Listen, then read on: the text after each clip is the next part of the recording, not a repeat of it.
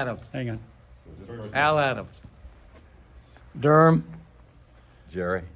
Chester. Dennis. Larry. Juan. Kitty. So when you smell citrus, flowers, and mint, you probably imagine that you are in a garden, not in a hospital. But essential oils are being integrated into hospitals. And I have benefited from using essential oils in my healthcare for at least the last 10 years. And for this speech, I researched how essential oils are being studied for hospital use. And so today I'm going to share with you how orange, jasmine, and peppermint are being used and studied for use in the hospital. So imagine the sense of the orange peel as you break it open. And that scent was used to reduce the perception of pain in patients who had fractured limbs in an emergency ward in Valais-e-Assir Hospital in Iran. The orange oil was used as complementary therapy so that patients in both the control and the intervention groups continued to receive their narcotic medication.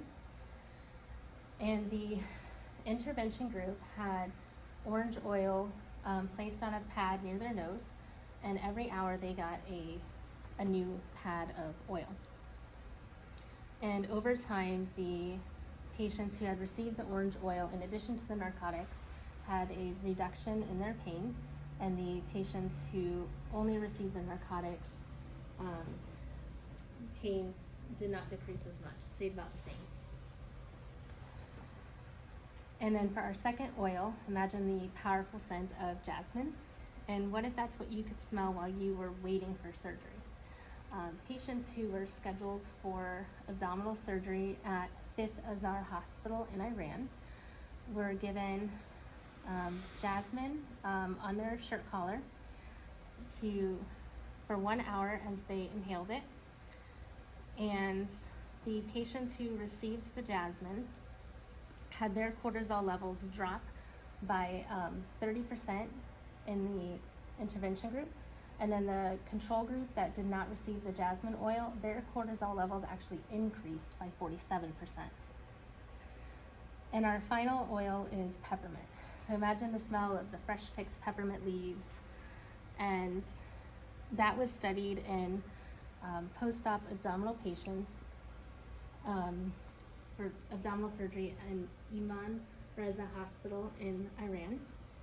And during this study, they were not given nausea medicines until after the study was over. And there were three groups, a group that received 10% strength essential oil and 30% peppermint essential oil, and then a control group that did not receive the peppermint.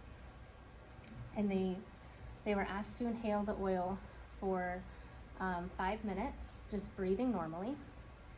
And the patients who received both the 10 and the 30% strength essential oils, both of those groups had a decrease in their nausea.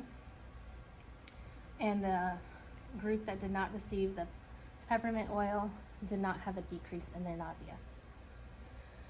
So in closing, you can see that essential oils have a place next to medications and surgery.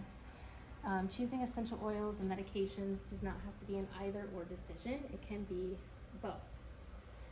And the 3 essential oils that we examined today were studied on the other side of the world, but they're still relevant here in the US. And you can use these oils that you learned about today in your own home by diffusing or dropping some oils on a pad near your nose.